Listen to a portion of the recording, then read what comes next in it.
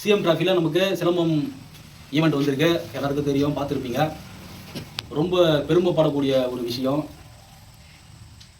சிலம்பம் வளர போகிற கலையா இல்லை அழிய போகிற கலையான்றதை முடிவு எடுங்க, தயவுசெய்து முடிவு எடுங்க. சிலம்பம்னா வெறும் தொடுமுறை மட்டுமே சிலம்பம்ன்ற ஒரு கான்செப்ட் கொண்டு வந்துட்டாங்க. சுத்துமுறை பண்ணுறவங்க அதெல்லாம் சிலம்பம் கிடையாது, வெறும் தொடுமுறை ஃபைட் பண்ணால் மட்டும்தான் சிலம்பம் அப்படின்ற ஒரு கான்செப்டுக்கு வந்துட்டாங்க. இதுக்கு முழு காரணம் சிலம்ப ஆசிரியர்களும் சிலம்ப ஆசான்களும் தான். ஏன்னா சிலம்பம் கற்றுக்கணும் வெறும் சிலம்பத்தை மட்டும்தான் சொல்லி கொடுத்துன்னு இருக்கான். இதை அடிஷ்னலாக வச்சுக்கிறான் பாருங்கள். இப்போ கரெக்டாக பண்ணுறவங்க சிலம்பம் பண்ணுறான், குங்ஃபூ பண்ணுறவங்க சிலம்பம் பண்ணுறான், யோகா பண்ணுறவங்க சிலம்பம் பண்ணுறான், அவர் அத்லெட் கூட சிலம்பம் பண்ணுறான். ஏன்னா சிலம்பம் இருந்தால் தான் அவனுக்கு ஸ்டூடெண்ட் சேருதுன்ற ஒரு கான்செப்ட் போயிடுச்சு. இப்போ மற்ற மார்ஷியல் ஆர்ட்டை பற்றி நம்ம தப்பாக பேச வரல, நடைமுறையில் இருக்கிறத எல்லாருக்கும் விரிவாக்கமாக சொல்கிறேன்.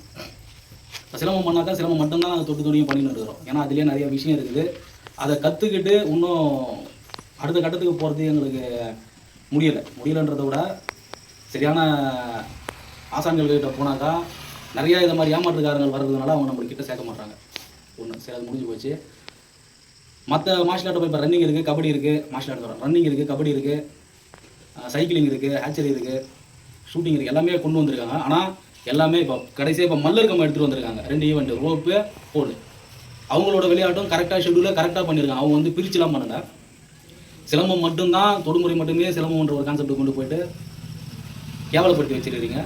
இது உங்கள் கருத்துக்களை சொல்லுங்கள்.